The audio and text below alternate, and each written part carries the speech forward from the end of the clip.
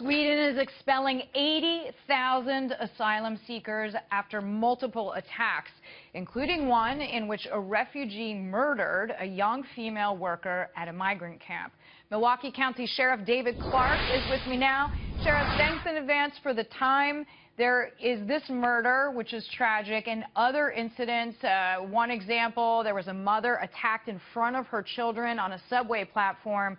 What can Sweden do, or what can the U.S. do to learn from the Swedish example? Well, what a disaster this Syrian refugee crisis has been, and it is the direct result of the failure of the Obama foreign policy and what he's done in Syria or has not done. There was a chance early on to get involved in this situation, get out in front of it, create some safe haven in Syria. And if you have to airlift in food and supplies, that's all a good thing.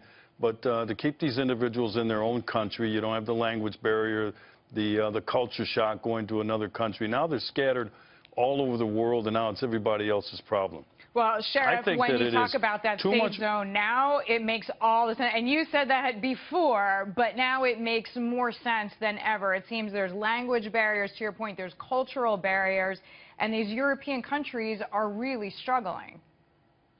Well, there's no doubt about it, and there's no records to check these individuals against anyway. James Comey, director of the FBI, admitted as much. I think it is reckless on the part of the Obama administration to ask the American people to assume this sort of risk.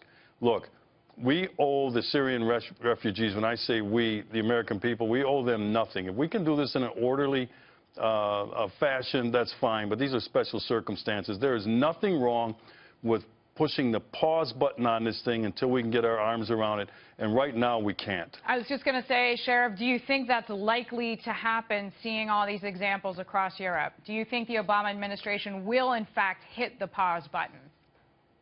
No, he's hard-headed. You know, there was a chance in Congress, but the Democrats, every one of them filibustered, just putting a pause on the accepting of these Syrian refugees. So that political battle is going on in the Congress right now. I'm hoping that Mitch McConnell and Paul Ryan stand fast and stare down the Obama administration, because, like I said, it's reckless to ask the American people to assume this sort of risk. Any policy that's developed out of the Congress, between the Congress and the White House, has to err on the side of caution and protecting the American people, not pity for the refugees. Yeah, and it's going to fall on local law enforcement officials such as yourself if these plans do go through. Sheriff David Clarke, thank you so much. We appreciate your perspective. Sheriff Clarke joining us there.